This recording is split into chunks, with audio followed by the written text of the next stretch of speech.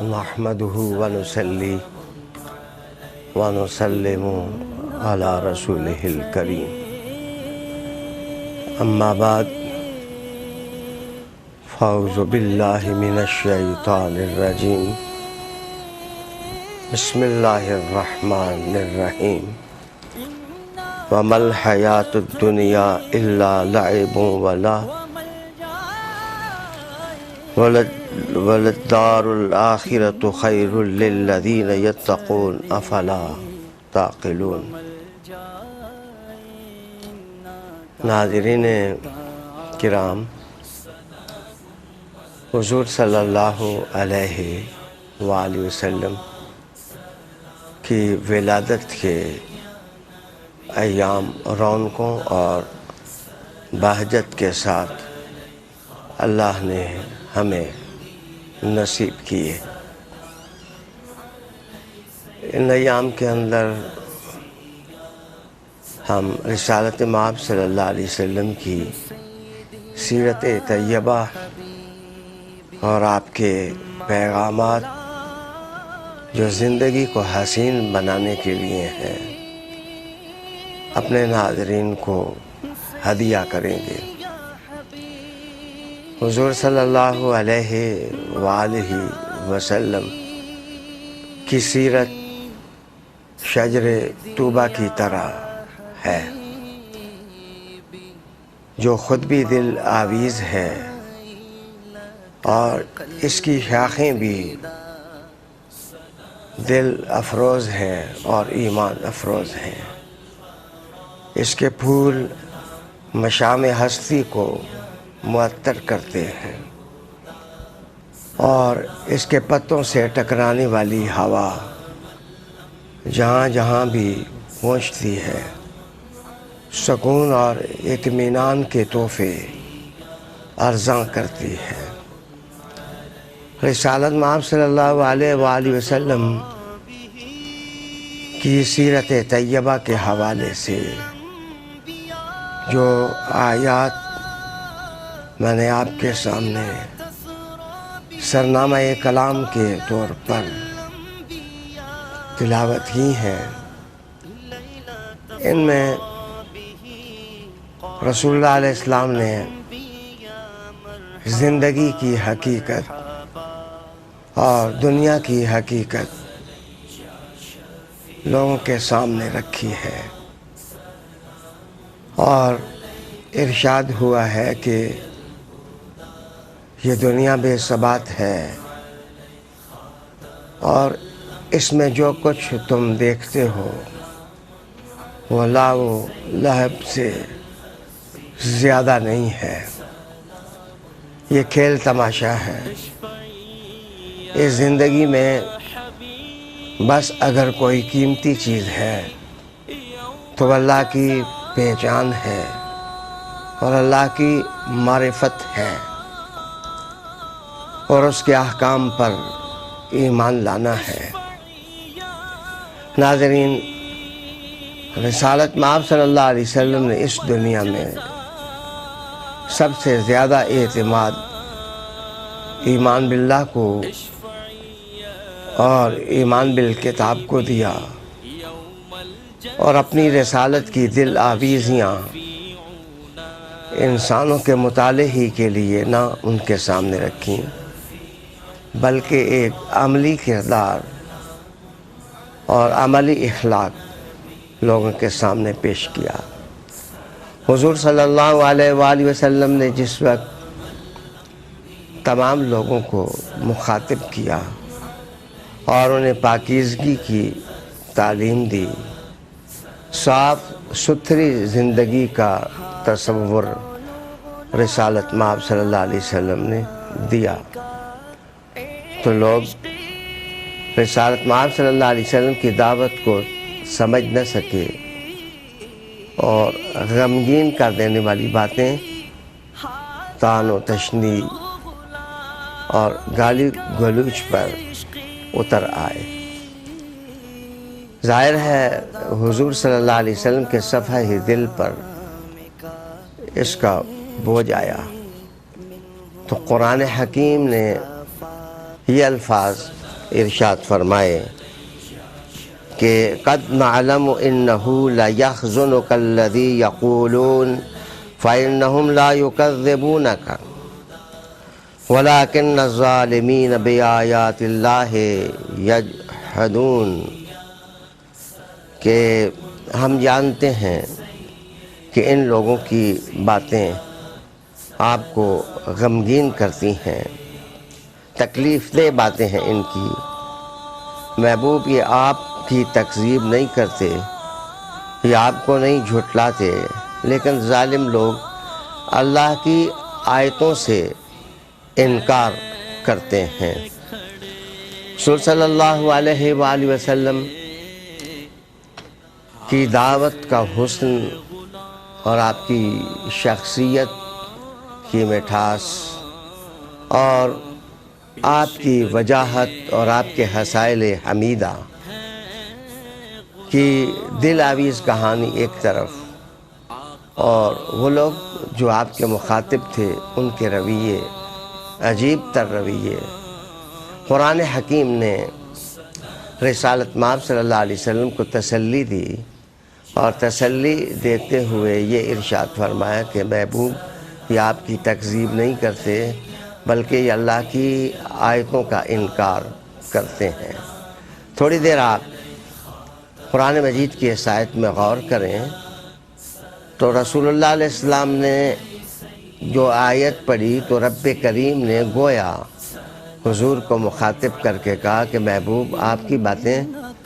آپ کی دعوتیں، آپ کے خصائل حمیدہ جن پر یہ پھپتیاں کس رہے ہیں وہ تو اللہ کی آیات ہیں، وہ تو اللہ کی آیتیں ہیں جن کی تکذیب یہ کیے جا رہے ہیں۔ ہوا یہ کہ حضور صلی اللہ علیہ وآلہ وسلم رات بھر حرم کعبہ میں کھڑے ہو کر قرآن حکیم کی تلاوت کرتے۔ ایک موقع پر ابو جہل نے اور ابو سفیان نے اور احنس نے، تینوں نے کعبہ شریف کے پردے کے پیچھے چھپ کر قرآن مجید سننے کا ارادہ کیا۔ ساری رات حضور تلاوت کرتے رہے اور یہ پردے کے پیچھے بیٹھ کر سنتے رہے۔ جس وقت صبح ہوئی تو یہ لوگ حرم سے نکلے تو ان کی ملاقات آپس میں ہو گئی۔ تو ایک نے دوسرے سے پوچھا کہ رسول اللہ علیہ السلام کی باتوں کے بارے میں تمہارا کیا خیال ہے؟ اس نے